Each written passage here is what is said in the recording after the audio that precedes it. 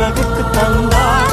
தன் வயிற்றில் திருக்கனியை கன்னியாய் சுமந்தார். நம் வாழ்வை திருப்பணியாய் இந்த உலகுக்கு தந்தார். பெண்களில் ஆசீர் நிறைந்த பெண்ணே என வாழ்த்தி வணங்கி புகழ்ந்தார்.